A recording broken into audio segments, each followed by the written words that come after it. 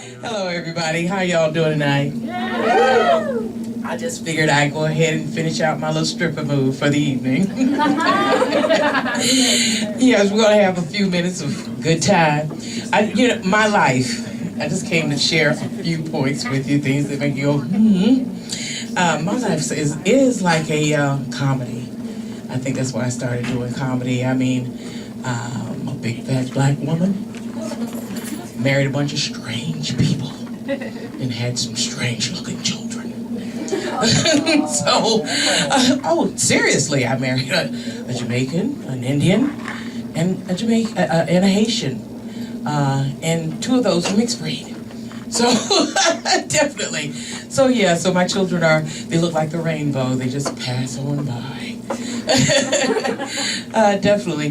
So definitely, I've had a lot of strange experiences since I've been here in LA. Like the traffic here is really, how do you say, strong, to say the least. I've sat at traffic lights so long, and this is the honest truth. I've sat at traffic lights so long until I've actually had a personal connection with people on the bus stop.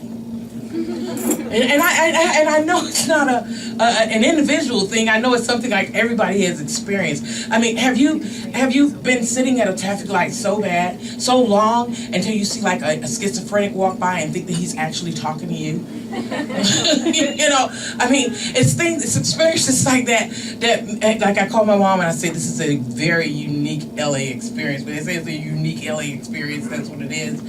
But I wanted to just share with you all. I had a first date the other day, and it was wild. It was magical, and I just really want to share this with you.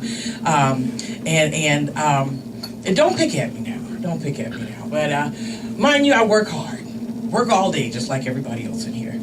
And I waited and waited and waited for the guy, and he took a long time to come. So I said, well, you know what? It seems like he's going to be a while. I've been working all day, and you don't want to poop at job. So I said, well, he's taking a little long, so I'll just go ahead and go. And I said, well, I'll go. I started crowning, and I'm sitting there, and I'm in deep concentration. And I say to myself, this would really be a bad time for him to knock on the door. And lo and behold, he knocked on the door. And so I'm sitting there, I'm crowning. And naturally I clenched. And I clenched extremely hard. And no one else was home but me. No children, no one to answer the door. First date, and what do? Do you A, scream out, I'm in the bathroom, putting up fumes? Or do you just be quiet and enjoy the fumes? Well, I decided to enjoy my fumes. And I missed my date, but that's okay.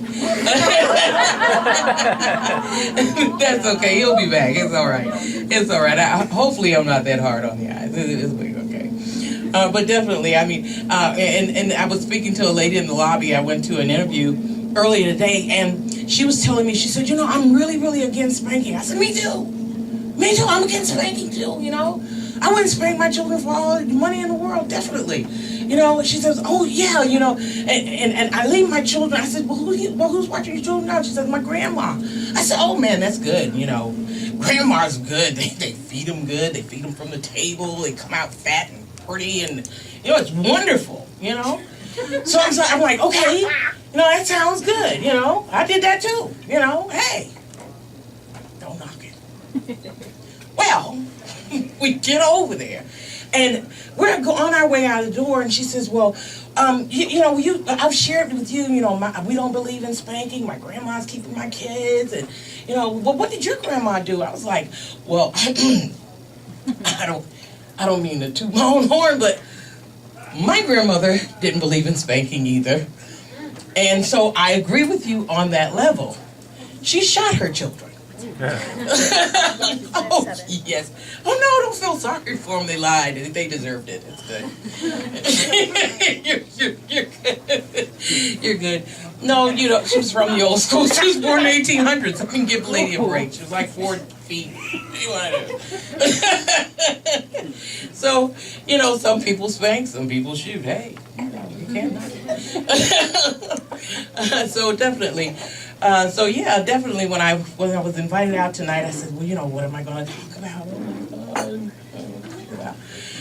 Well, I thought of a lot of things to talk about. I thought about talking about my life, which I've told you all enough about me and my model figure. And I also thought about some other things. I thought about an experience that I had the other day, which was hilarious. I thought about this young lady that I've known for a long time. And we always try to have lunch with each other. Now, we're about the same size, but she's always telling me how I need to diet. So I said, well, okay, you know, I'm going to take tips from you because it looks like you could possibly be dropping a pound. Maybe it might be you're wearing black, who knows, right? So I said, well, you know, I said, next time we go out, I tell you what, I'm going to let you order my food, you know, and I'll just follow you.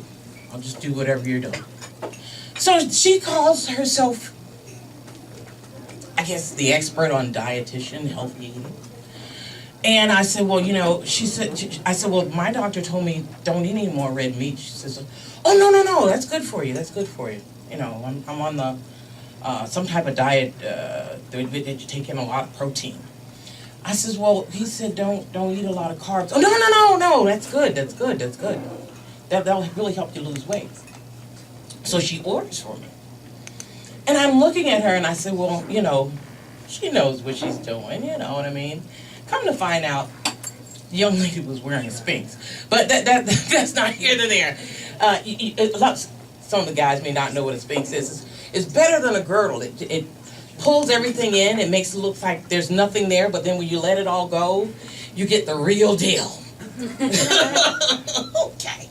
Well, she ordered for me a 10-ounce steak, a large potato, a salad, a slice of cheesecake, and then she said, well, you know what, this is what's going to make it, you know, because there's 0 calories and the next thing I'm going to order you. I said, really? She said, yes, and it tastes great and everything, and I'm telling you, this is the way I'm dropping weight.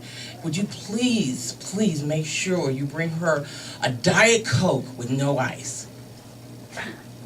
I was like, seriously?